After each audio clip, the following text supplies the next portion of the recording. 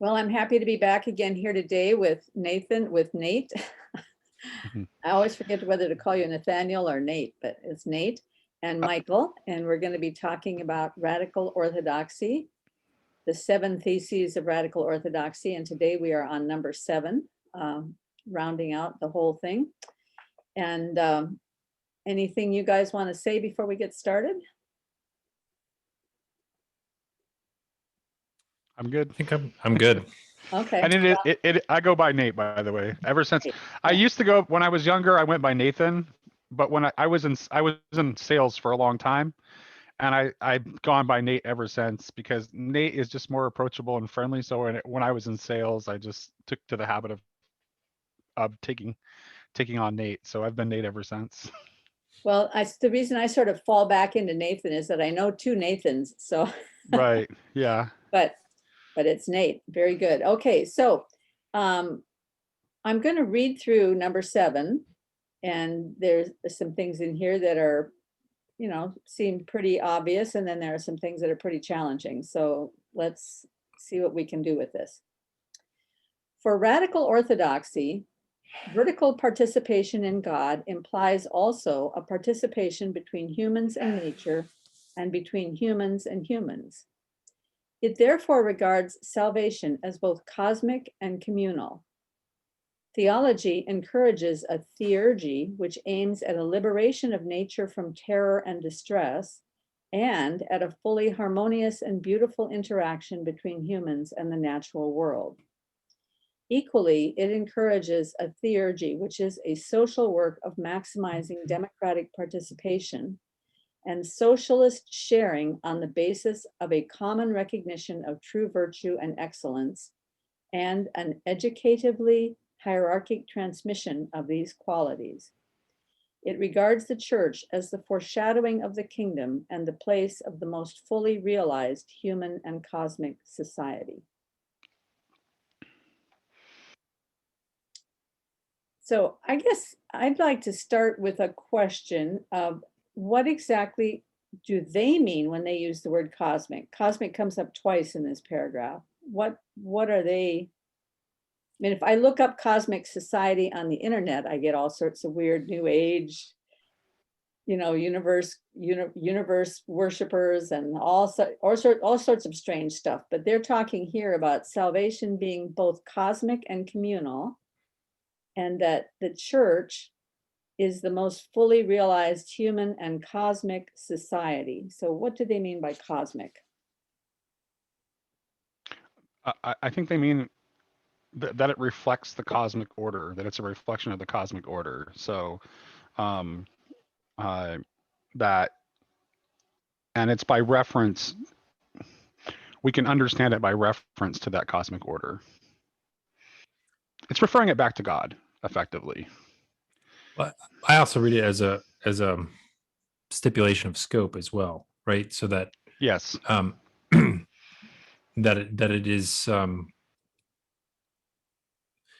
that it's to me what they're pointing towards is the reconciliation of all things, which is inclusive of all creation, which is why the creation groans in waiting for the sons of God to be revealed. There's it's inclusive of the entire creation, and that's what I take it to mean, is its scope.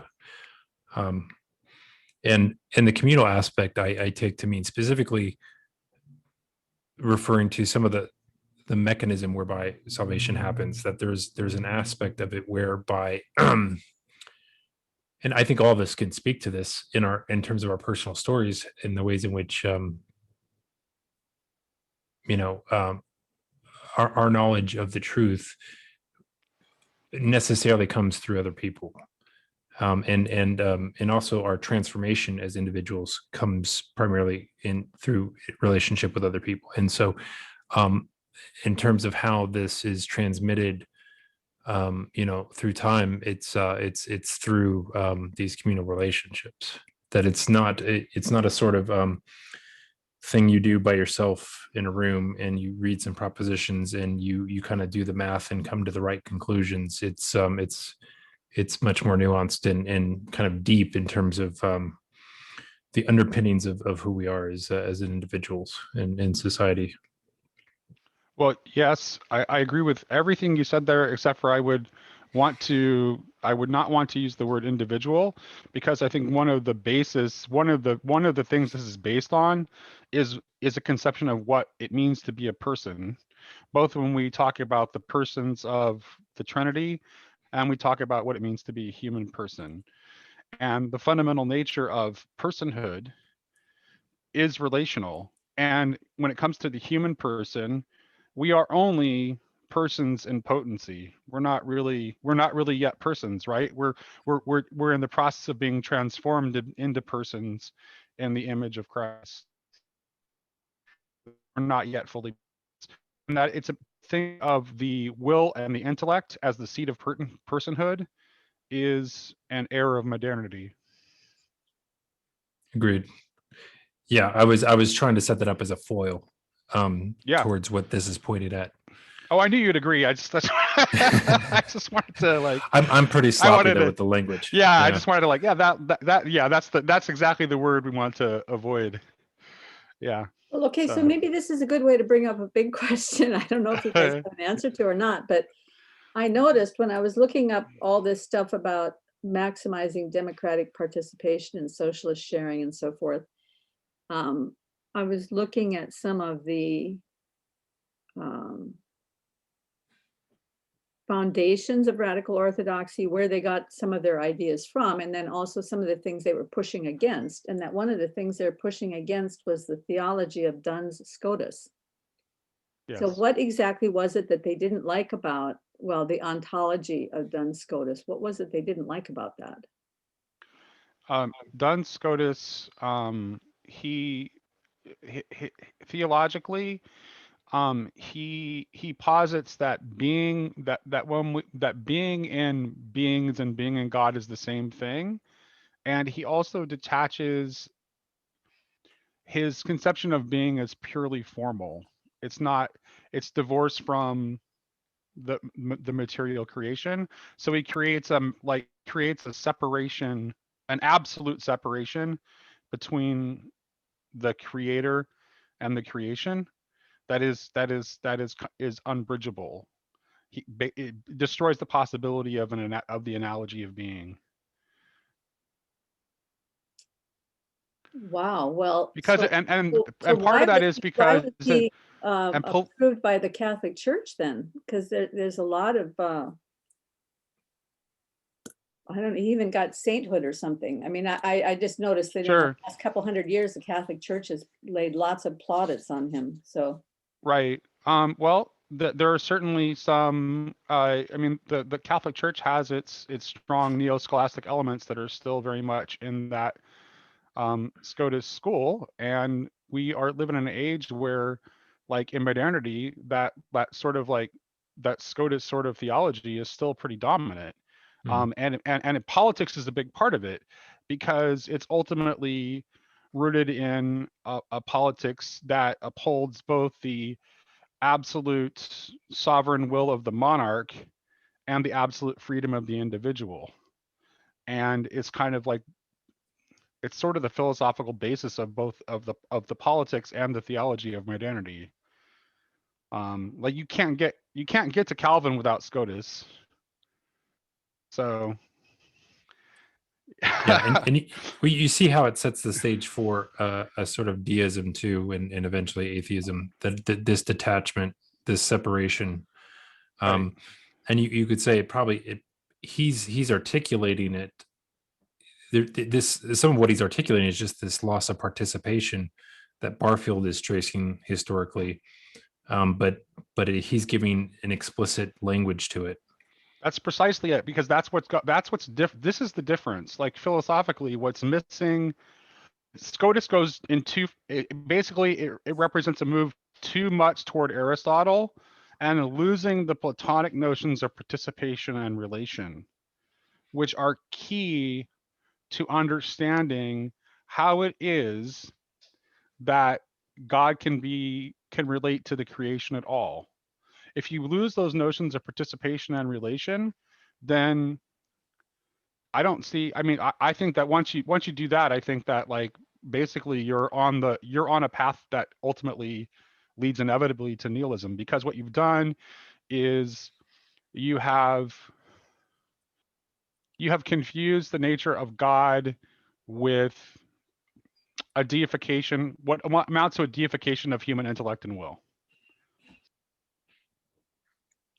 So that's what it means when he uses the word univocal. To univocal means to mean that when you use a word, that you use it in the same way when you were referring to different thing. You're using it in the same way and in the same respect. Whereas as like, so if I say, so for example, if I say good, and I'm talking about God, and I'm talking about human beings, that I mean exactly the same thing, and that So you lose there's the no aspect difference of in the analogy usage. then. Correct. Okay.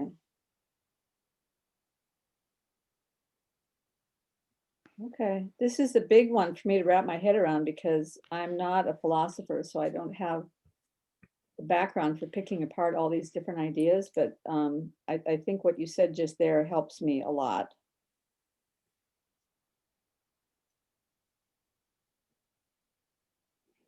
Because if you lose the aspect of analogy, then basically you're losing the idea of participation. I mean, I can see how that connects up, so.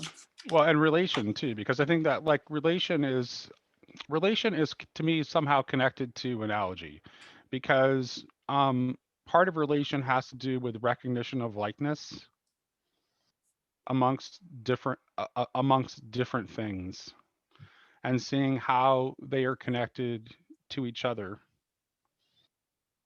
Mhm. Yeah, I had an experience of that just this morning. I was trying to explain something to my daughter.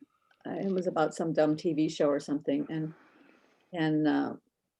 it was one that she hasn't been watching. And so the only way I could explain it to her was to say, well, it's kind of like Breaking Bad, because in Breaking Bad, you know, one wrong mistake leads to this cascade of negative consequences. And then she immediately understood the whole point I was trying to make about this other thing. And so I said, it's so fascinating how we're unable to communicate really deep things without some aspect of analogy between two ideas, so that a person can already have a picture of how something works from one perspective, and we can bring that into this new idea, and then it can just populate their thinking very quickly. So if we don't have that aspect of analogy, then even communication and relationship become very difficult. So Right, wait, because it's so hard for us to even like you know, I always, it's so hard for us even to know who we are. You know, I always think of the of the scene in chapter 5 of Alice in Wonderland, where the caterpillar asks Alice, "Who are you?" You know, and she and that really colorfully, playfully acknowledges the difficulty of that question. It's like we have no idea who we are. we have no idea we have no idea. And without reference to an analogy and metaphor, we can't begin to understand that. And I did you think that, guys, sorry, go ahead, Michael. No, I by was all just means. gonna. I don't know if you guys saw Paul's video today that he released, where he's going through Mathieu Peugeot's language of creation book, but today he actually he brought in also the foreword to Barfield's History of English Words, which was written by W.H. Auden, the poet. And one of the points Auden makes in this introduction to Barfield's work is that we all speak a sort of bespoke language. We all have our own language. Like, so when I use a particular word, what I'm really doing is I'm embodying every sort of manner in which I've encountered that word previously, which are unique to me, right? There's a communal sharing of it. Otherwise, it wouldn't be, you couldn't connect to it at all. But there's something Right. I mean in particular when I use it, that much of the nuance of that, the specific shape of it's lost on anybody I say. And so I think that's why this analogy and metaphor becomes so important. We need sort of to string these things together in ways that create a certain signature match that goes, okay, oh, now I see what you're talking about. And in some sense, this is what poetry is always trying to do. It's starting from that place of assuming that each person has their own bespoke language and is somehow trying to move from that to lens things that are so big and eternal and consequential that they kind of, there's a sort of signature match that we put on, but like there's no pretense, because so Auden's making the point that there's two different types of talking. There's a sort of code version of when we talk, and you know, Paul's example of this is like asking where the bathroom is. That's easily translated into any language, but it has a specific purpose. Like it's very precise in what it's trying to accomplish. Versus this sort of this speaking of who we are, like and that which goes back to what you were saying, in some sense we don't really know who we are, and it is only in the reflection of other people that we can become somewhat aware of it. Yeah, I would say actually specifically we know who we know we know by reference to Christ. And it's not who we are, but it's it's who we are called to become. Because we're not, like I said before, we are a person. We are a person only in potency. We're a potential person. So but I do think the word individual is important there, though, because I think the ultimate aim is for all of these persons in potency to be absolutely unique individuals, right? Rather than to all be the same. It's a non-identical repetition, which is a concept that has come up in some of our previous talks. That's also important to this radical orthodoxy movement. And yet that's right. It's a non-identical repetition, and yet at the same time, it forms a unity too, right? Because it's like each individual member of the body of Christ might have their own characteristics as they are being, perfected into a person, but yet at the same time, collectively we form the body of Christ. So there's still a collective element even then, even though we each have our own little part to play. But without the individuation, just like in our bodies, every cell is completely unique. I mean, they might be of the same type, but they're still, every one of them is completely individual and unique. And without that, it wouldn't be a body. So the uniqueness of each individual is an absolute requirement of unity. 100%. I totally agree. That's a really great insight. I don't know how I would. I'd have to work out how I would put that into philosophical language, but I like that. That's I have no good. philosophical I mean, it's like, so the power of individual, like in Aquinas, like individuation is something that is accomplished by the divine power of being. It's actually God that individuates. So matter has like matter has a sort of like formless potency that depends on God for being brought into the act of being. And that everything that is within the category of being, which would not include God, because God is the power of being itself and not within the category of being, which would be limited to the creation, is that which brings into act the individuality of things. So well, I had a really fascinating conversation last week, which I haven't gotten permission to post yet. So, and we were looking at a physics idea called the Markov blanket. Okay. And at the center of the Markov blanket, the way it looked to me is this idea of family or of parent and child. And I was thinking about how in the Christian conception, the husband-wife relationship is the primary relationship in the family.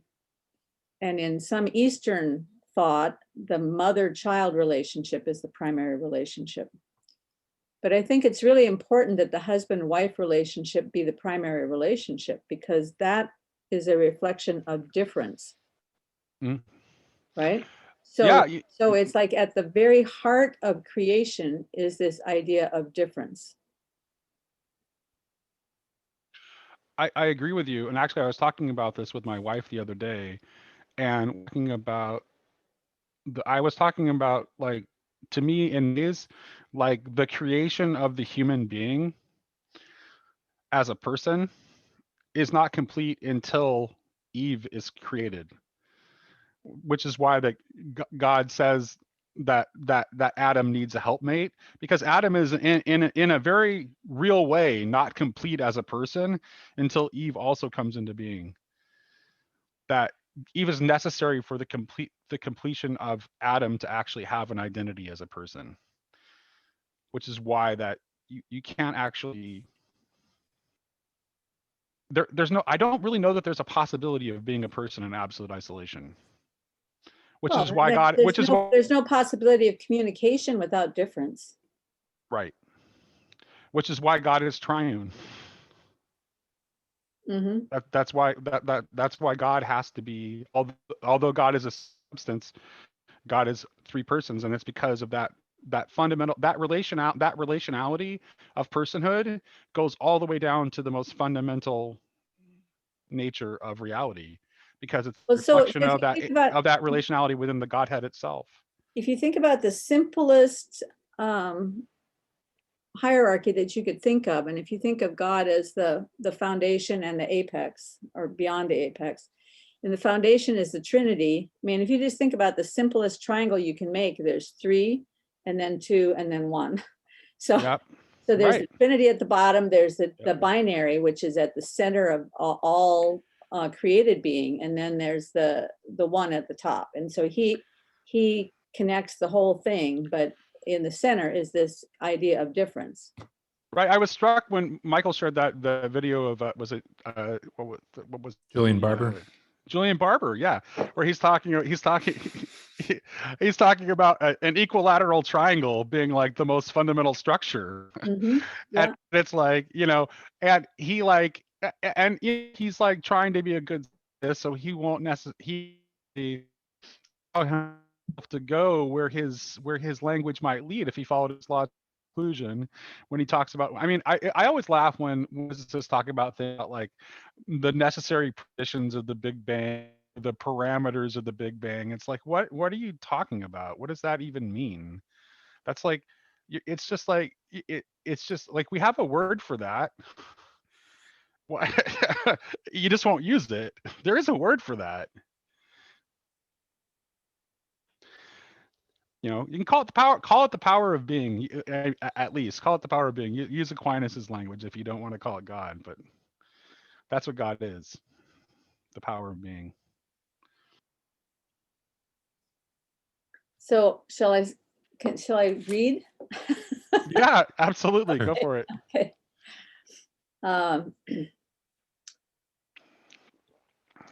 For radical orthodoxy, vertical participation in God implies also a participation between humans and nature and between humans and humans. It therefore regards salvation as both cosmic and communal.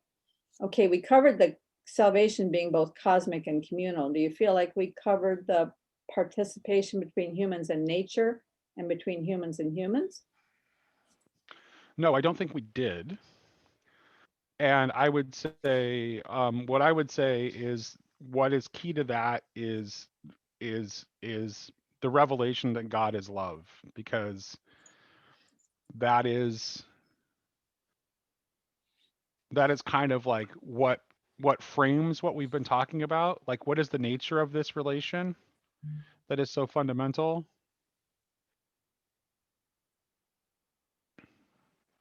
Well, I think, and that, I mean, that goes right back to this whole idea of all knowing. In order for true knowing to happen, it has to be a relation of love in the knowing. That's it. And yeah. Can you that connection between love and knowing? Do you have any more to say to that? Because that's like Oh, there's something really right about that, and it's like I know that like yeah, just go ahead. I'll hear what you have to say. well, Michael, do you want to jump in there? Because I know you and I have had many conversations about this too. Yeah. Well, I mean, I always think of the writer for meaning, Viktor Frankl. He has a quote where he's like, no one can love another person unless he loves him. And there's part of the act of loving that also it's like gives you a vision who the person really is. But again, it's not exactly who they are. It's who they're supposed to be that you get a vision of, and also your own responsibility to help bring that apart. So you see you see the divine potency within the other. Yeah, but you also it's something about, I think this is true always of beauty. It sort of calls something out of you at your own responsibility in terms of how you engage with it. There's something about you in seeing it that, you know, you become responsible to help that person reach that goal in some fashion. Mhm. Is what he describes. And so it's not like a sort of stasis, like I love you the way you are and I'm going to come into this static, you know, I'm going to because that's something of how I sometimes see love, as a sort of like a reshaping to accommodate another thing, just at like a purely, I don't know, like a static kind of, you know, visual space, how you could conceive of. But I think it's more nuanced than that. It's a sort of looking forward to this this possibility of what they are supposed to become. Right. Well, I think you can extend that to any kind of knowing. Okay, so let's take an example that Esther Meek shows when she talks about her idea of covenantal epistemology. That if you have a rose bush and you need to know how to take care of the rose bush, you can read a book about how to care for a rose bush, but you're not really going to know how to care for a rose bush until you are caring for a rose bush. And in the caring, you have to observe, you have to love, you have to look at this rose bush with love, believing in what the rose bush can be if it's properly cared for and nurtured. And in that loving process, you learn more about the rose bush. You can extend it out to anything on the edge of order and chaos. When you're at the edge of the unknown, everything that's in the unknown can only truly be known by you if it's known through the lens of love, because the unknown is what God is offering to us. He's offering us knowledge. And so the good knowledge that's in the unknown is the knowledge that God has to give us.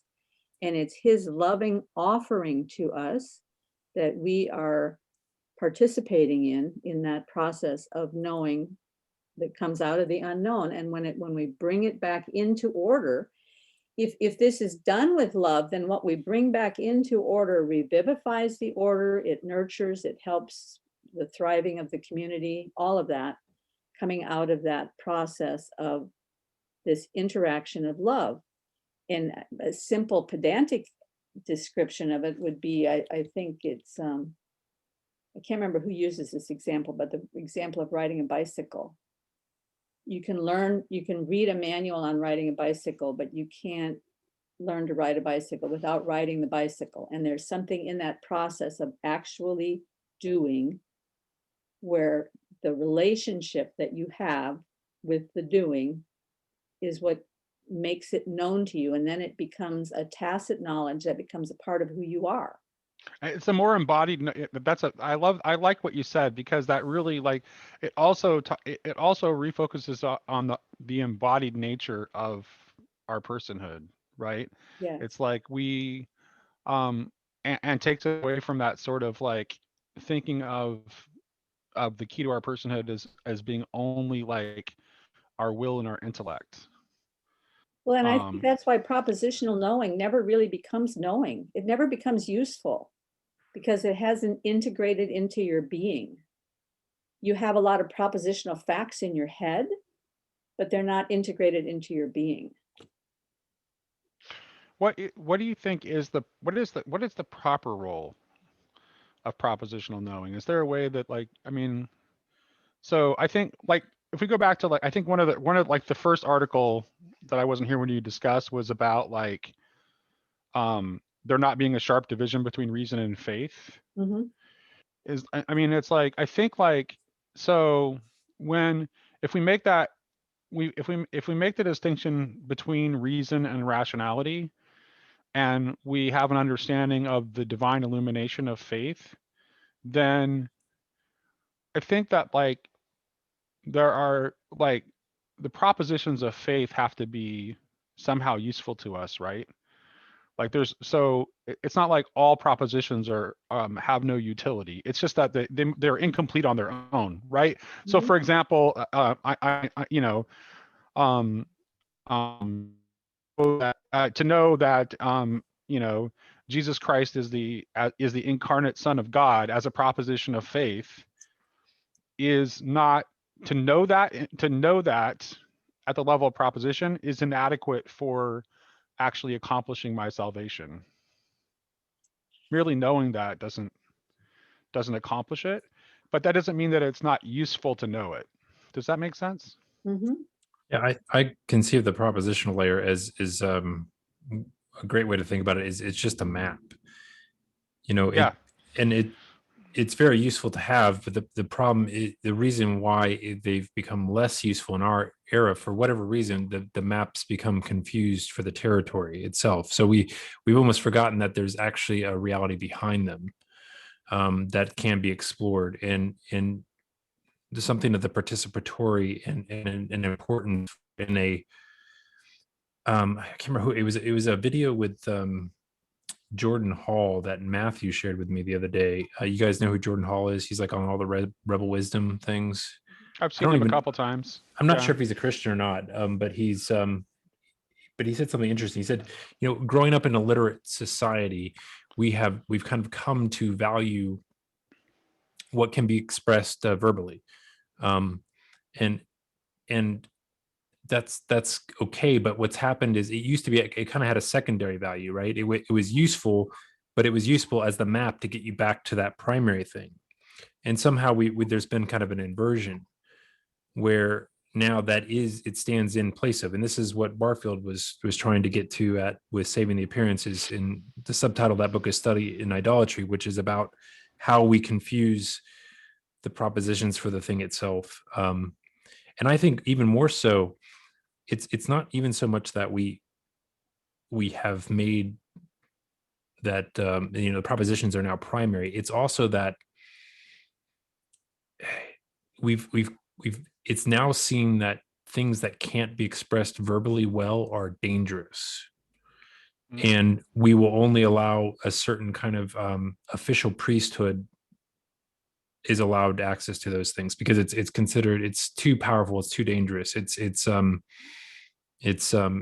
too explosive, and that's what seems to me to be the case, that or that's what's in process of happening right now, where we're um I don't know, we're losing, you know, we talked about this before, Karen, but like, you know, GK Chesterton talking about mysticism being that which keeps men sane because it allows them to incorporate the paradoxes of reality, which is how reality really lays itself out. There's things that you can know simultaneously that conflict with each other, and in the modern frame, you have to throw one or the other out. And the common man knows that both of these things are true and is able to hold on to them via this sort of mystical reality. Right. As long as you're talking about those paradoxes when they're in reference to like the divine, I would say that's probably true. I But think it's also it's a necessity of our finitude that mm, we can't, we don't have the access to make the these things at the extremes way, low resolution versions of things that aren't exactly accurate, but nevertheless should not be discarded. So you're saying that we can't even make a complete accounting of finitude without paradox, let alone Right. infinity? Right, because as you were saying earlier, we don't even know ourselves. Right. Right. And Yeah. and I think this is why Jordan Peterson was so effective, because he makes a very persuasive case that and as soon as you come to that perspective, you suddenly have a lot of humility about how you look at reality, and that makes you able to see, okay, I think this is true and I think this is true. They don't, I can't add them up, but I'm still going to hold on to both of them. Well, And so how do we keep that from devolving into nihilism, though? That lack of certainty about even finitude. well, let me take something back here a bit, and then we can go to that lack of certainty about finitude, because I want to just nail something down here. Your original question, Nate, was, so what is the role of propositions then, right? And I was thinking about, my daughter went to a little Anglican Christian school when she was in elementary school, and it was set up to be the first segment of a trivium. Have you ever heard of the trivium form of education? I went to Thomas Aquinas College, so that's a yes. It's entirely Yeah. the college is based on the trivium and the quadrivium. So Okay, yes. so when they're working this with like elementary school, they spend all of elementary school drilling facts. You learn all the facts. You get all the propositions. Everything's laid out. Fact, fact, fact, fact, fact. And there's a lot of memorization, a lot of internalizing all these facts, getting it so that you can spit it back when you need it. And then when you, theoretically, if she had been able to go to a trivium junior high would have been asking questions, just asking every question you can imagine, and getting a lot of information from asking all these questions and trying to integrate it with the facts that you've learned. And then when you get into high school, then you begin to develop essays and examine your own thoughts about these facts and these questions that you've asked, and try to come up with some sort of a holistic picture that you can work with for your life, right? And of course, there's a lot of classical education underlying that, and learning the past, learning the philosophers and all of that. So there's something about that strikes me as right in the way that the propositions need to be handled. And then I want to add to that this other picture. Was talking to somebody the other day who was saying that belief is very hard for him, because it feels like people are always saying to him, well, do you believe yet? How about now? Do you believe yet? And I think the problem was in the word belief, because to me, coming to faith in Christ is more like what happens when you get married, rather than what happens when you learn a thing, when you're taught a set of facts. It's more like what happens when you get married, because you come into this relationship and you think you know each other, but you don't really know each other. And but you make a commitment. You sort of drive a stake in the ground. I'm going to commit to this thing. And over time, as you get to know the person more and more, you trusted them initially, but you didn't trust them fully, but you trust them more and more, the more that they show themselves trustworthy, and the more that you can see, you can observe their character, and you can observe who they are. You gain more and more trust over time. And that's what a relationship with Christ is like, in my mind, that this trust grows the more that I see his character, and the more that I see his trustworthiness in the way that he lives his life through me, and the relationships that I have in the church, and all of these kinds of things. So this trusting is more like a marriage than it is like, I believe, a set of propositions. And the propositions are important because they teach you something about the character and about the trustworthiness But until they've incorporated into your own capacity to trust, it hasn't become a part of who you are and what you can believe then. You're saying you got to run the experiments, right? I guess.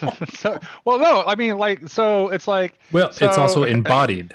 It's embodied. right. Yeah. It's not just that you know it. It's way deeper than that. It's these rituals, these routines. They now embody it in a way not unlike learning to ride a bicycle. Well, you can tell somebody God is good, but that's not going to mean anything to them until they know that God is good. And you know that God is good when you've been in a situation where God is all you have to hang on to, and then you discover that God is good.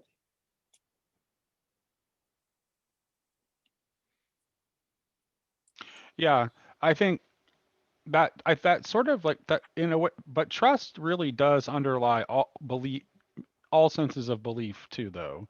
Mhm. So it's like, I mean, let's talk, and if you're talking about like, if you believe a, you know, a particular scientific proposition, is you have a trust in the scientific method. Mhm. If you didn't trust the scientific method, then you wouldn't have a belief in scientific propositions.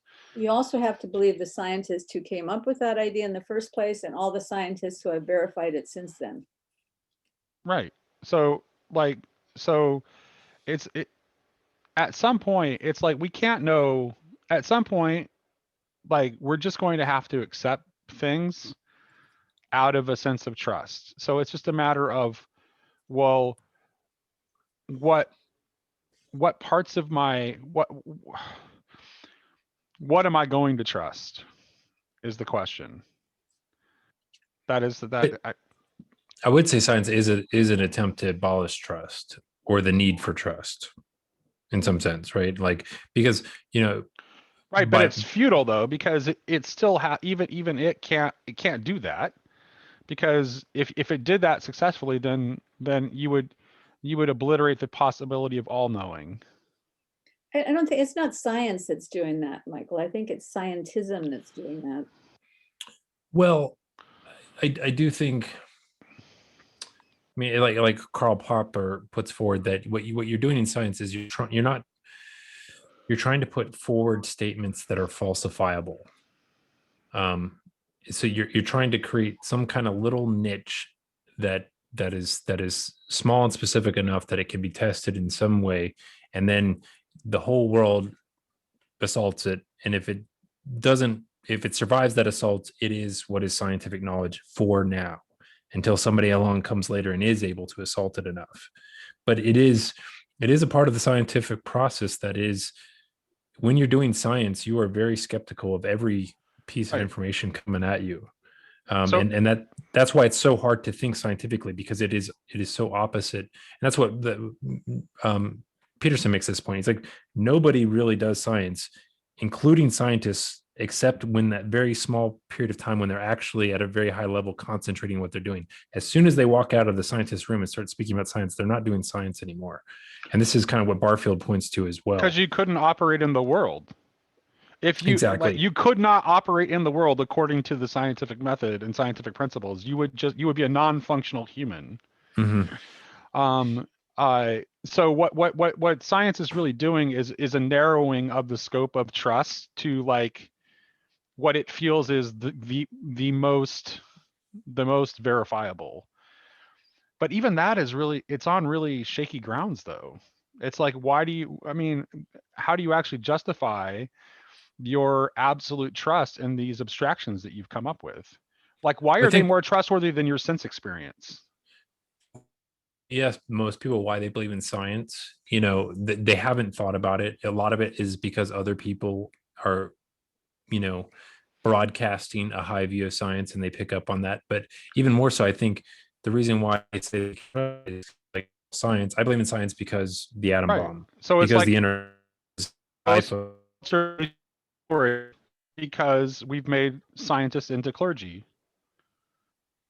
Well, okay, but that's not the problem with science. That's the problem with what we've done with science.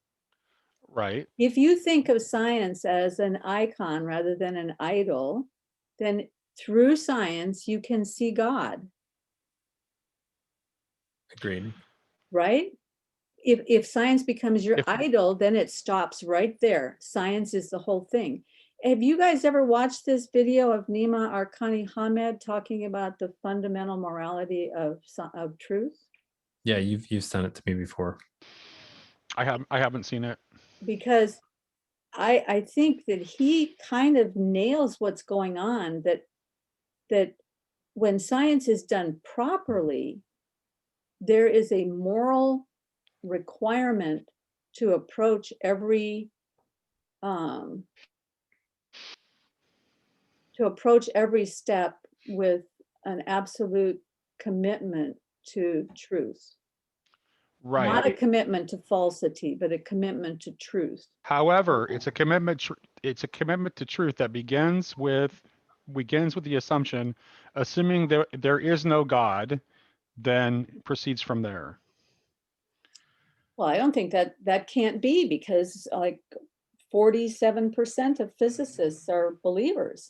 No, but science. But when they're talking scientifically, they will, even if they are in their private lives, they're people of that they might be people of faith. When they're operating within the scientific world, they will presuppose that God is not a valid explanation on the table for anything that they're talking about.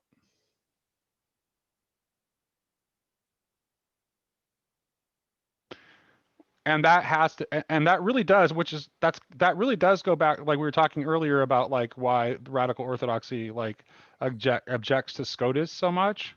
It's like it really does go back, that really does have its roots in the thought of Scotus and Occam, and this like ability to like, okay, assuming there is no God, you know, But it starts with assuming God has this line between him and the creation, such that correct, yes, creation is separate and follows his laws, his orders. That's why in one of our previous conversations, I said I think science began in this idea of like, okay, if we could discover these laws, we can discover the mind of God in a certain sense. But then once you've already drawn that line, eventually it moves to deism, and then it moves to atheism almost necessarily. If you draw the line, but I mean, there have been like someone like Kepler. He wasn't separating the planetary laws that he discovered from God. They were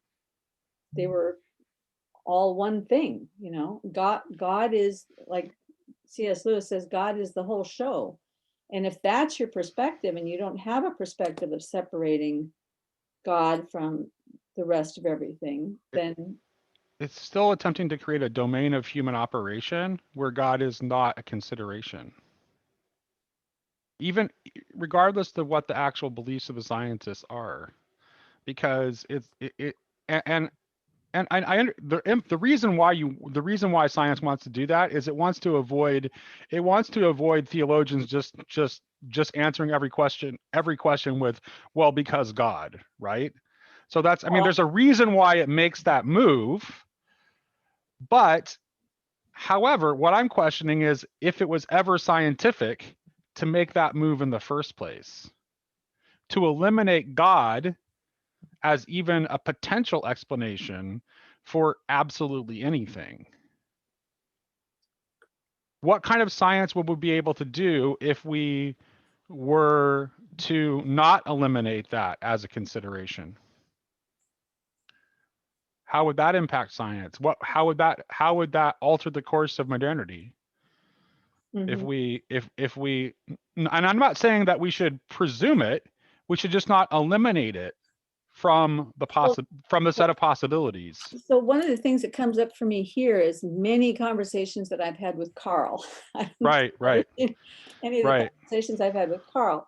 And Carl is really rigid about this idea, because, and I think there's a small amount of validity to what he's saying, because if you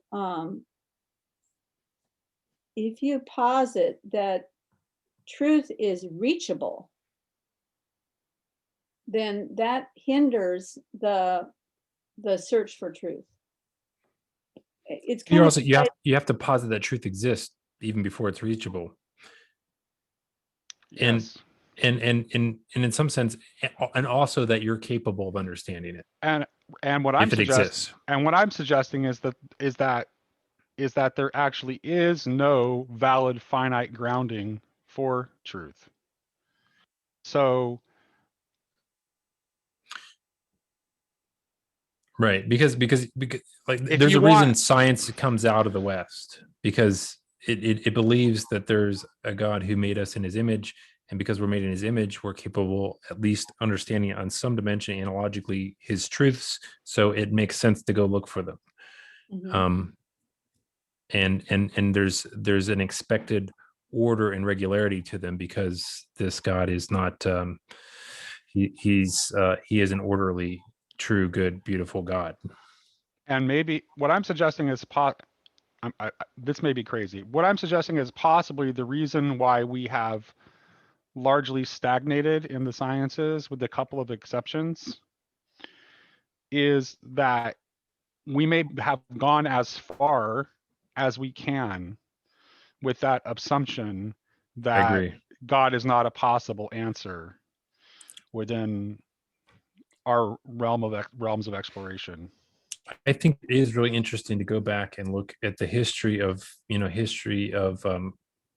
both theology, philosophy, and science, and watch the ways that moves in theology seem to always precede a lot of these other philosophical slash scientific moves. There's something, and I think you're right. It's like we went down this sort of alley that allowed us to look at the world in finer and finer detail, and get really deep into the weeds, but is somehow made us completely blind to how to integrate it all back together. Yeah, that's basically that. Yeah, that's exactly. Yeah, yes. And So I that wonder. brings us to the next sentence in number 7, which I thought I understood this, but after listening to you guys, I think maybe I don't. He says, theology encourages a theurgy which aims at a liberation of nature from terror and distress, and at a fully harmonious and beautiful interaction between humans and the natural world. Now, it occurred to me when I read this that what he's basically saying is that this theurgy, which is the work of God and the work of man in union, is going back to, I think it's number 3, where he talks about the more modern view that the realm of culture, language, history, and technological interactions with nature also belong to this participatory ascent. So the only way that it seems to me that you can have a theurgy which aims at a liberation of nature from terror and distress is through technology participating in building systems that protect us from the more vicious aspects of nature. Which means bringing God back into the equation, which is what I was pushing toward. Because what we've done up to this point is we've done our science from a purely human point of view, assuming God was basically just a non sequitur. Like it was irrelevant. That we were doing this just to advance our own capabilities and our own horizons without any reference to God. And what I'm suggesting is that only gets us so far. And if we truly want to become persons, that we might need to bring God back into dialogue with this process in order to actually become more fully what we are capable of being. I'm not saying that it's not irredeemable. I'm actually saying it is redeemable. Well, And yeah. that if we want to redeem it, and if we wanted to if we actually want all of our, scientific doing and making and technical doing and making and our art too, like if we want that to actually like really bring more good, to actually be like a genuine addition to the creation, which I believe we're actually capable of like bringing actually genuine de novo things into the creation as sub creators, that we can only do that by bringing God back into the equation. So, when in Jordan Peterson's conversation with,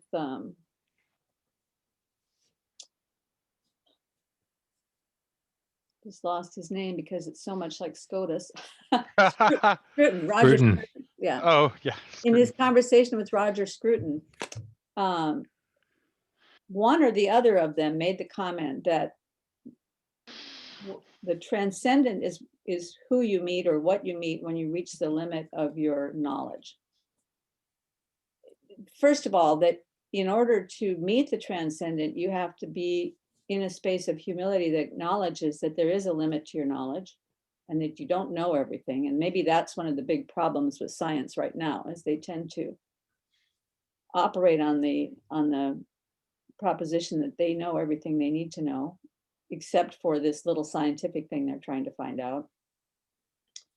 But if the transcendent is who we meet when we reach the limits of our knowledge, then maybe we've gotten really close to the limits of our knowledge right now with what science has come up against at this point.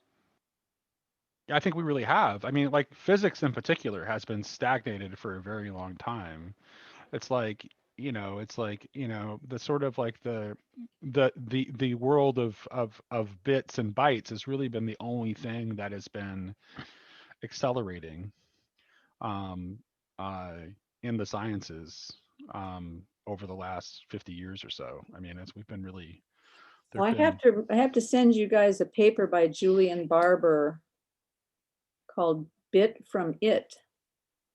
It's a kind of a take on the "it from bit" idea, but kind of a reversal of that. He has some really interesting ideas. Julian Barber has. I'm really glad you set me on to him, Michael, because he has some really interesting ideas. He's fascinating and quite unorthodox. So, yeah, I appreciate the unorthodox scientists who are willing to question the dominant thinking. We need them. Well, so the second half of this sentence is an "and" at a fully harmonious and beautiful interaction between humans and the natural world. So this it seems to me, though, that this fully harmonious and beautiful interaction between humans and the natural world isn't possible without tools and technology of some sort. Yeah, I agree. But I think what it's talking about there, because it references about the vertical participation in God implies also a participation between humans and nature. And remember, then it's also talking about this in the context of a salvation that's cosmic. So what I read this to say is that humans have a it's an important role that we're playing in terms of how the cosmos are saved. That this role Adam plays in the garden, where he goes around and names things, and God says, all right, you're in charge of this. There's a real aspect of something about nature that we're incorporating into how it is saved. Now, I don't have any understanding of how that happens, but even if you think about a person, in some sense, you can think about a number of different ways, but one, like even like within your body, you have tons of other stuff living in you that you're, in some sense, it's going to fare only as well as you fare, right? If you die, it dies too. Or even if you think about the evolutionary history and all the stuff that's in you, that you could say, okay, this is DNA that originally evolutionary ancestor, like it's in you, and there's some sense in which, I don't know, like what I think it's moving towards here is that our actions are intended to play some role in this cosmic redemption story, and so there's some way in which God intends us to redeem our interaction with nature as well, not just I don't know. I think there's a sense in oftentimes in evangelical Christianity that, with the tribulation and all this stuff, like it's like we get out of here. Our faith is a sort of Noah's Ark to get in and get away while everything gets destroyed. which misses something really deep about what God intends to do. There is going to be a remaking of creation, but it is going to be recognizable. It's going to build on everything that we do now. Everything we do now is going to have some sort of resonance for the fingerprint of what's the new creation is what I think he's getting at. And so Yeah, these things really matter. Super matter. Yes, yes. There's a way in which I think like I kind of want to redeem one of my when I was young, like Voltaire was my favorite writer, and so there's a way I want to redeem my favorite list here. When he was of Candide, il faut cultiver notre jardin, that we must cultivate our garden. I think that that's still right. It's just that we do and not on our own. That God isn't this absent deist, watchmaker God who set things in motion and has nothing to do with it, but he sustains everything in being and is waiting for us to cooperate with him and bringing about the new creation.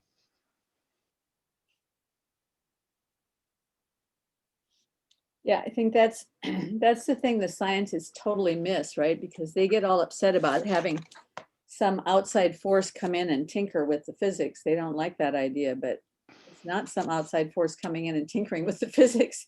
All the physics that they're working on right now is only held together by his being at the moment. And so every breath we take, everything is held together by him. So,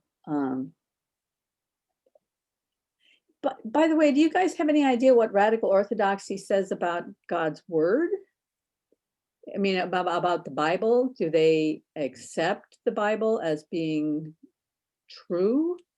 Yeah, they are the orthodoxy in Radical Orthodoxy is serious. So yeah, they would still in fact, like they kind of like go back to like sort of the older notion of like the book of scripture and the book of nature and the book of history.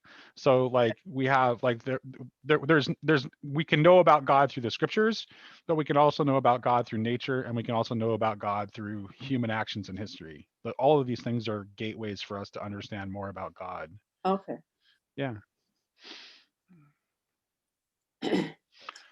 So the next sentence is where it starts getting kind of challenging.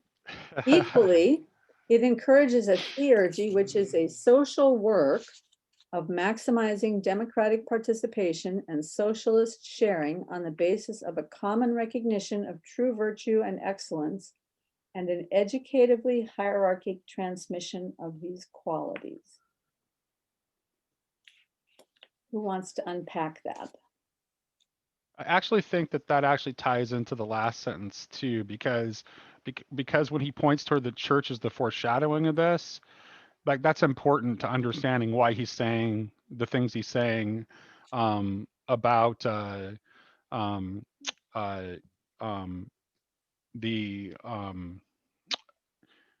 democratic participation and socialist sharing, because he's looking at the church as he's looking at the church as the right way of doing human communal interaction, right?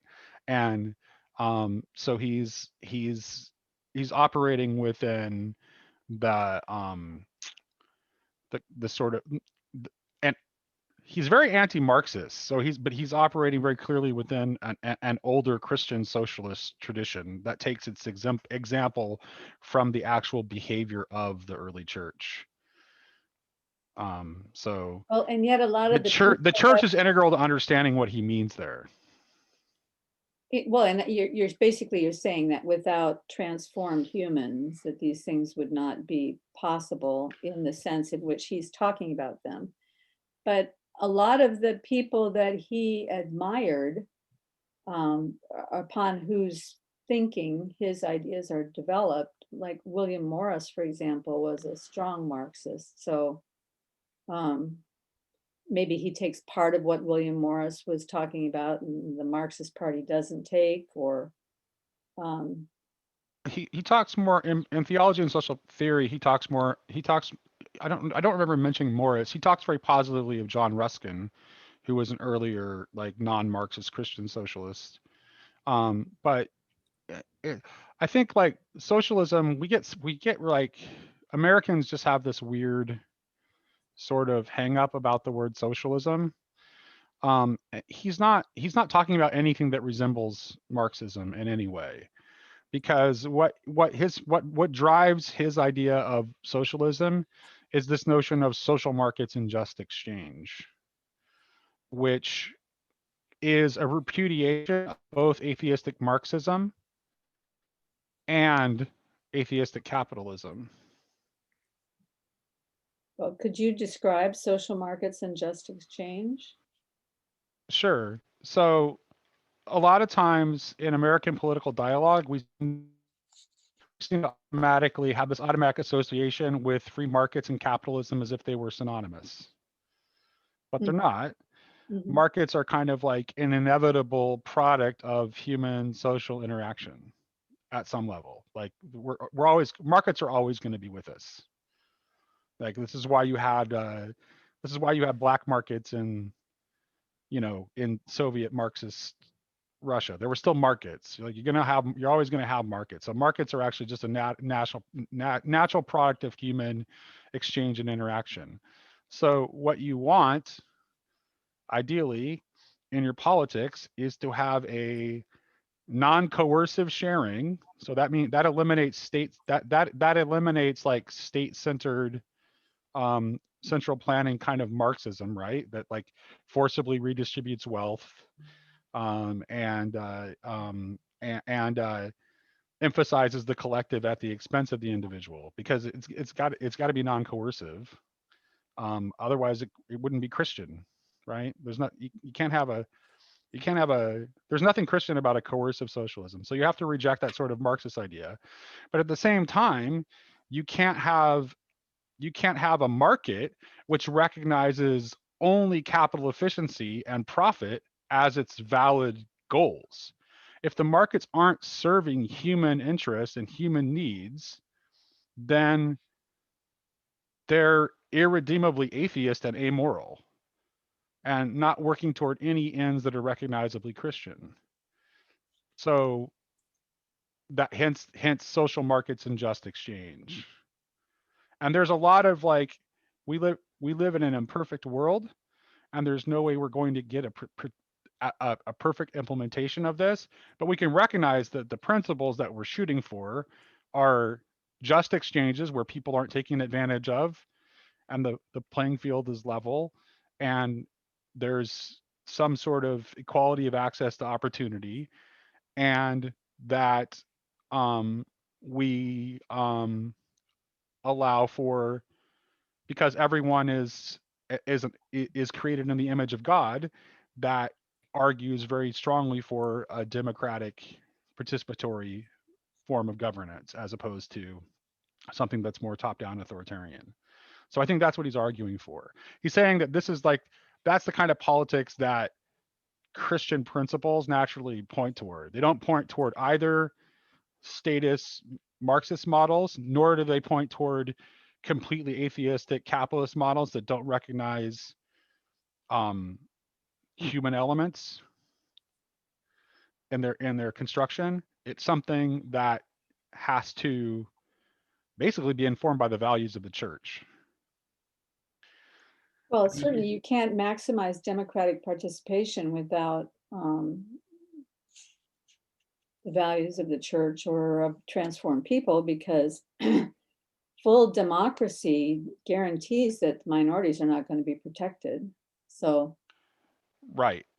right? Yeah, correct. To protect minorities, you can't just have democratic participation. You have to have some sort of structure that constrains the evil impulse towards power.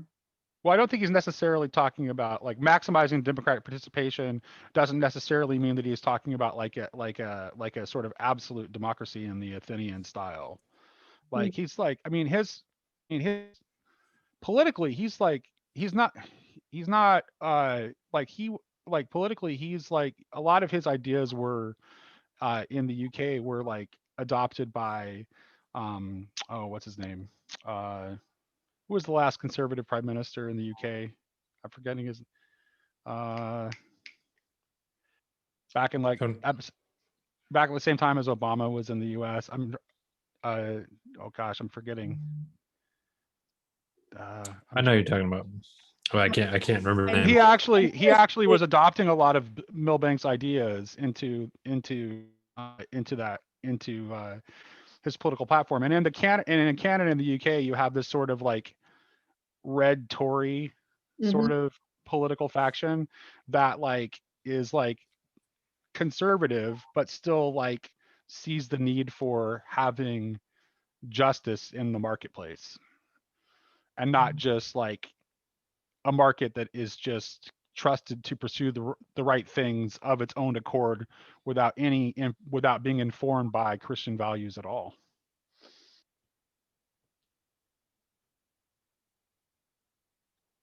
Well, this this obviously would be fodder for a much deeper conversation, but I'm Yeah, I just, feel we could have done the whole thing on just this because yeah, once I'm you gonna once you throw, veer into politics, it gets yeah, I definitely don't want to veer into politics, and I don't really want to veer into economics either, because I know just enough to be dangerous. But my impulse is that the way the word capitalism is used automatically sets up a Marxist framework. So to say that capitalism is based on only capital efficiency and doesn't take into account people, I think that's a Marxist perspective. Even if you aren't pushing Marxism, that very language is a Marxist perspective, because even some of the companies today that I don't like, I don't like what they're doing. If there weren't people that wanted their product and felt like they were getting value for their money, I mean, if there wasn't just exchange going on, those companies wouldn't exist. And if there weren't people that wanted to work for them, and if they weren't paying those people adequate pay, those people would be moving on somewhere else. So there, I think that the problem with what we've never had a fully free market. But if we did have a free market, free markets get into trouble when the government comes in and starts interfering by setting up systems or bureaucracies or rules and regulations that favor one player against another player. And the minute that that happens, you've lost the free market. And the minute that that happens, that allows some players to get more and more and more power, because they're leveraging their power with the government's power. They're in bed with the government, basically.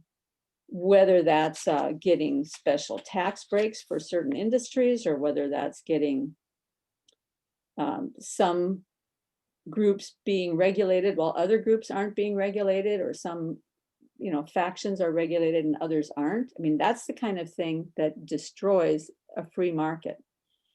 But are you saying that even if it were a completely free market, it would devolve into something that would be, well, I guess it would be with unredeemed individuals. There's always going to be some cutthroat aspect of it. And just because of the Pareto principle, there's always going to be inequality in the system. right. I'm not looking to create a perfect system, and I'm very sympathetic to a lot of things you said. I'm not a Marxist by any stretch of the imagination. I want to be very clear about that.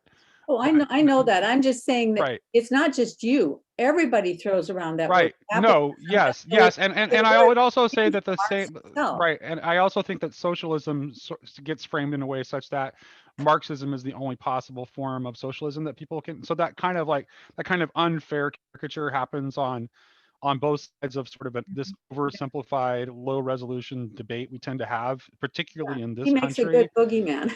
Right, yeah, exactly, and rightfully so, like rightfully so.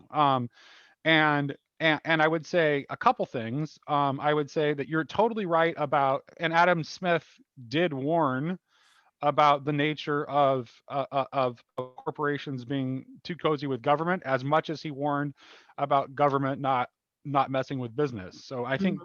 this is the sort of capitalism we've fallen into now, is where we have this crony capitalism where Yep.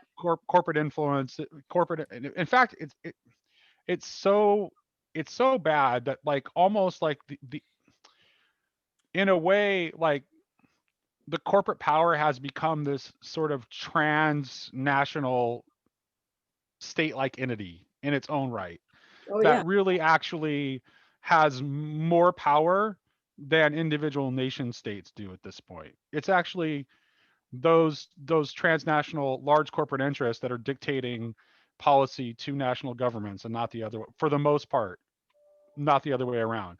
So that's true. And also, Adam Smith was a moral philosopher before he was an economist. So Adam Smith could not have even conceived of a moral atmosphere as bankrupt as what we have. Mhm. Like, where and and that's the problem, because we created a culture. We have created a culture that has maximized the worst potentials that exist in the capitalist system, because we only recognize desire as a value. So we it's just we become a culture that just predominantly seeks pleasure and avoids pain, and and and avoids death to the extent that, we and I mean, obviously not everyone there are people that are to various degrees resist participating in this. I'm just talking about as a on general of the big picture, where we have become so afraid of death that we literally warehouse our elderly in death factories, because we've become so morally bankrupt. So the point Well, that I'm the trying to impulse to desire has been completely leveraged by marketing and advertising. Correct. Yeah. Correct. Oh, Right. Exactly. Because and that's what I'm talking about, where there's no moral center to the system. So that's what I'm trying to say. It's like social markets, just exchange. That has to necessarily mean returning some sort of moral center and some sort of system of values to the system. like, would And it be like something like going back to the guild system?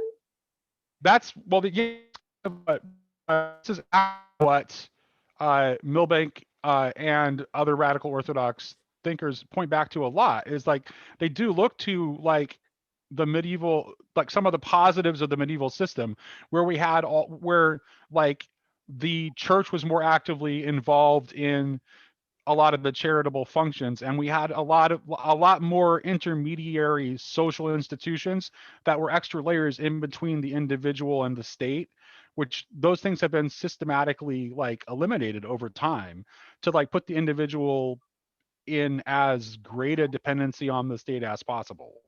Well, that a lot of that started back in the early 1900s with all the Oh, it goes back even before that. That's what I'm well, yeah, saying. I mean, Like, a lot of the amendments to the Constitution took away much more of the local control that used to be a significant part of the way our country was set up originally. right. And that's actually, personally, like, because like I'm more anarchist and less socialist than Milbank in my political. I'm a Christian anarchist more than I am a Christian socialist. So I differ with Milbank there. That's why I look for the right way of doing this, as to return things to the most local and small scale model possible, so that the like what Christians should be most fundamentally involved in is building community within their communities, and trying to the best of their ability, help to restore these these values that we've lost. Mhm.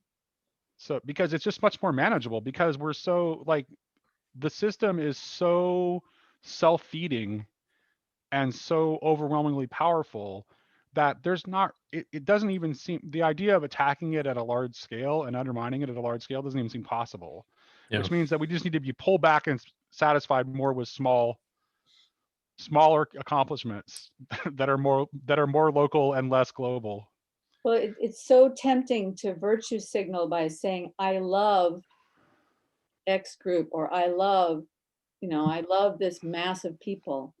It's very Yeah. easy to say that you love the mass. It's much harder to love the individual who's right in front of you. So most people want to take the easy way out and just say, I love this group, or I love that group, or I love my party, or I love America. Love gets used for these mass things rather than, and that's exactly how the state gets control of people. Yeah. Because the state can proclaim love and compassion for the mass, where it's only an individual that can love an individual. Well, yeah, and actually, this is why. Okay, this is the reason I'm a Christian anarchist. Is that it's from my point of view, what the state really is an anti-church. It sets itself up as an alternate source of salvation. It's trying to offer you the peace of Caesar instead of the peace of Christ, and the church needs to naturally be suspicious of it, and to serve as something that critiques it and tries to introduce like actual values into the culture, and it needs to do that by showing an example, because how else, like if we're not showing the world an example, where is it going to see it? If the church is just aping the culture and taking on the values of the culture and not trying to actually practice its own values and show the culture what things are supposed to look like, how is change ever going to happen? So that's where I'm at. Yep. So, and I think that Milbank has got a lot of the right ideas. There are places where I would disagree, but it's, you know what? It's a fallen world, and we all have to make compromises. And I don't think that there's any one right answer. You looked like you had something to say, Michael. I agree with a lot of that, especially I think, there isn't anybody smart enough to know how to effectively run a nation of 300 million plus people. It's just, I think, democracy isn't a great form of government in a lot of ways. It's got lots of problems. And then I think one of the biggest problems is probably this issue of scale. I don't think it scales well to these sizes, because once you have enough power concentrated, at these sizes, that and the ways in which special interests can attach themselves to that and kind of stay hidden underneath the, and um, use the power of media and other things to kind of broadcast a noise that, makes it very difficult to determine what's even going on. It makes it very hard to I mean, you can, I think a lot of the things we're talking about, that you could say someone on the left and someone on the right could both recognize, yeah, this thing is evil, like something like Wall Street or something like that. Like these things need to be taken back. There's something amoral here that doesn't live up to any of our values, but they would use different language to describe that on the left and the right, and so they can't ever get on the same page. Well, to and root there's it out. also there's interference run too. There's interference run because there's so much like propaganda, Disinformation and disinformation that is intentionally like there is an effort to intentionally prevent that communication from happening, which is why I thought, like, to me it's like, I thought that like the conversation between Jordan Peterson and Douglas Murray, although I like both men, I thought it was an incredibly naive conversation. It's like the dialogue you're hoping to happen is not going to happen. And then also, like, I don't be as you need to be more suspicious of the motives of the consensus center than you are, because the consensus center in a lot of ways is actually driving some of the most cynical propaganda. So don't tell me that I didn't listen to that conversation. You're telling me that they think the answer is in the consensus center? That's the most ridiculous thing I ever heard. They were very much looking toward like trying to like showing some residual faith in the institutions, and looking toward the center as a locus of potential communication, because they're so terrified by the extremes that they see, Yeah. on both sides. but there's actually like between the crazy, if you, I mean, there's crazy on both of the extremes, obviously, but there's a lot of people that are not really in the center, which as far as I'm concerned, the center just represents like the interests that are vested in maintaining the status quo. Whereas you have people that are not quite on the crazy left and not quite on the crazy right, who actually clearly see what's wrong with the status quo and have a lot of the same critiques and could talk to each other, but it's being made impossible for them to talk to each other. So Yeah, they get lumped in with the crazy. that's why I like Rising so much, because you have like, you have somebody from the populist left and from the populist right that like actually are able to like talk to each other and have disagreements, also have productive dialogue. Yeah, So, Braver Angels is doing the same thing. yeah. That's excellent, yeah. And I think we have to even get beyond that, because Yes. even there, each person comes in with a frame of reference and a point of view, and they're just kind of trying to coordinate their points of view somehow. That's right, because they're still operating from a fixed political ideology. Yeah, to me, Yeah. the bigger thing that needs to happen is to actually analyze the problem and take it all the way back to what was the original cause of the problem. Go all the way back and determine what we're looking at right now is just symptoms. We're just looking at the fringes. We have no idea, like healthcare, for example, is a one that I've thought about for a long time, because I've lived through all the changes in the healthcare system since the probably when I was cognizant of it in the 1960s. Used to be that you could go to the local doctor and get taken care of, and your bill, your total bill, you didn't have insurance, your total bill was $7.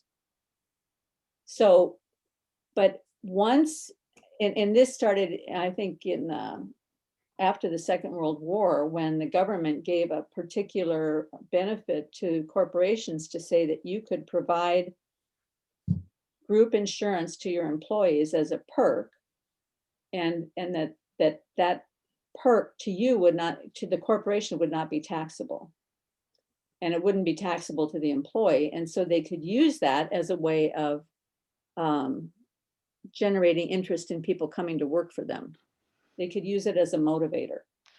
And once you have all this group insurance going on, you've separated the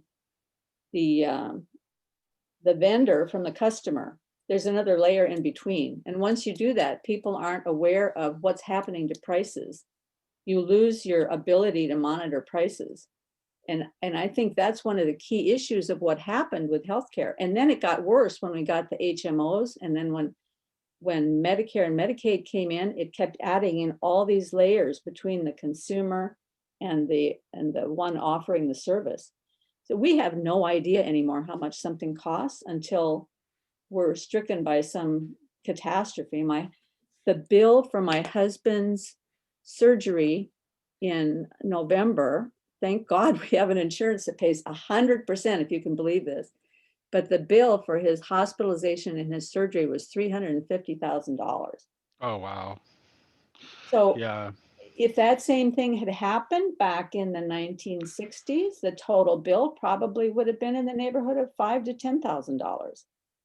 Now, that's not just inflation. Something else has happened there. And Right. there are ways to go back and unwind how that all happened. I have ideas myself, but nobody's talking about that. Nobody ever talks about that, because that's not. Well, the people who do talk about it are special interest groups. They have a lock, right? Yep. The only one that knows enough about it to reform it are the people who are making the money based on how the system is today. Yep. And so like, even like with, the Affordable Health Care Act, that was written primarily by those people that knew exactly, what it was. And it just kind of reinstate. There was good things about it, obviously, with like, protecting people that with pre-existing conditions and other things that I think were probably safety nets that were improvements on the healthcare system overall, but it came at an enormous cost. Some of that cost was extra complexity that aided the insurance companies, specifically because they wrote a lot of the bill themselves. So Imagine a world where the hospitals were run by choice um, too. imagine a world where the hospitals were run by the church again and not for profit. Well, we have a that was a not-for-profit hospital that my husband was in. That's a not-for-profit. It wasn't a church-run Right. hospital, but it was not-for-profit. Yeah, but the not for but we've really altered the meaning of not for profit Yeah, we in certainly our culture though. So I mean, like, this is why I say run by the church, like genuinely not for profit. And even church hospitals are mostly not really run by the church anymore, and yeah. and like all church institutions, they are no longer beholden to the actual principles of the church. So yeah, that's I don't think we'll get that. However, what I would like to recover, and what I think Milbank's most useful contribution, is that this language of social markets and just exchange that gets us past this socialism capitalism nonsense talk, that's something that I think like we can all just automatically agree with. I think we all want social markets and just exchange. I don't think anybody wants like no markets, like literally no markets, and I don't think anybody wants unjust exchange. So that's a useful way of talking about it. And then I think the other problem is that just the way we go about selecting our leaders is totally messed up, because we privilege like this propagandistic sort of nonsense, and so we end up with people that are just completely unsuitable to be leaders. Well, I don't know what you do about that. lovely That's if why, again, that's why I want to focus on the local and the local and the particular, and just But wouldn't it be lovely if our leaders had 2.5 hour long form conversations with I mean, if the people who wanted to be our leaders would talk to each other for 2.5 hours, the way Jordan Peterson and Douglas Murray do, you'd right. get a little bit of a better idea of who they really are and what they're up to. Yeah, but that doesn't translate into sound bites. Yeah.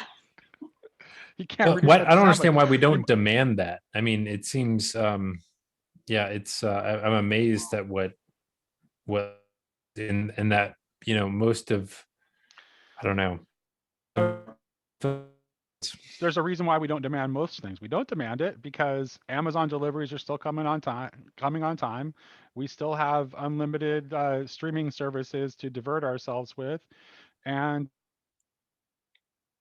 so Well, we're we're much more in danger, actually, and we're not really in danger of having a bad outcome from our elected government. We're much more in danger of becoming a non-elected corporate-run system, because we're pretty I close think it's to that already point. here. Yeah. I think it's Yeah. already here. Kind of, oh, it's like, I don't remember which one. One of the one, I actually saw a while back. I can't remember which one. I think it was Huey Newton, but I'm not sure. One of the Black Panthers was actually like warning about this, like in the 70s, and that really like that we were entering already then an era of corporate control that was like far worse than any level of state control that could be imagined. And it's like they're enslaving us through a sort of illusory freedom. uh I want to call it a gnomic freedom, Michael, in light of our of our conversation earlier I today. wish we'd gotten. I almost brought that up Right. earlier because I think that is No, useful. gnomic freedom versus natural freedom. We can call it that, so we can understand what we're talking about. It's like gnome. Gnomic as in gnomes, like the funny little guys? It's an idea that comes out of Saint Maximus the Confessor. The Okay. no the gnomic will is just like, oh, it's choice. It's just like choice. It doesn't have any. It's choice without any sort of moral consideration. It's just like the neutral capacity for But choice. it's more like, I read it more as like it's sort of the habit and predisposition that influences choice, that pushes you in certain That would directions. be the tropos is the habit. The gnomic will Okay. is actually like the, well, it's, no, I think you're right, actually. You're right. Anyway, yeah.